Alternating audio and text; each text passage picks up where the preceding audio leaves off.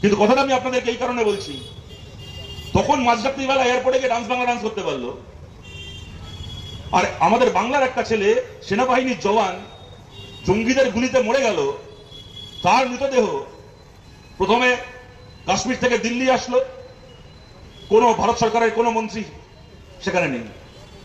মৃতদেহ দিল্লি থেকে কলকাতা বিমানবন্দরে আসলো, 24 ঘন্টা আগে গিয়ে ওখানে শুভেন্দু নৃত্যানুষ্ঠান করে এসছে।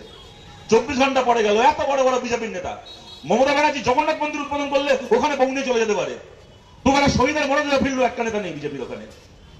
তার মৃতদেহকে ওখান থেকে বার করে ব্যারাকপুরে আর্মি ব্যারাকে নিয়ে যাওয়া হলো রাত্রিবেলা, সারা রাত ওখানে ছিল। ব্যারাকপুরে সেদিন পর্যন্ত বিজেপির সংসদ ছিল অর্জুন সিং।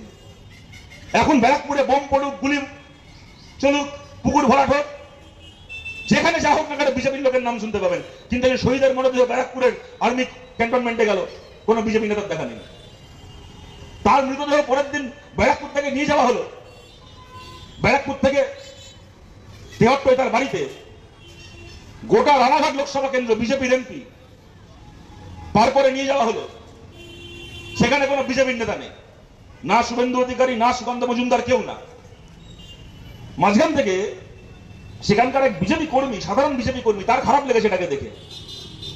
সে সেখানকার বিজেপির সভাপতিকে ফোন করছে, কৃষ্ণনগর উত্তর জেলার সভাপতি, তাকে ফোন করে জিজ্ঞেস করছে যে এখানে ঝন্টু আলী শেখের বডিটা এলো, সিপিএম এর লোকেরা এসছে মালা দিচ্ছে, তৃণমূলের নেতারা এসছে, এমএলএ এমপি এসছে মালা দিচ্ছে, কংগ্রেসের নেতারা আছে, আমাদের কেউ যাবো না, আমরা মালা দেবো না, আমাদের কেউ আসবে না।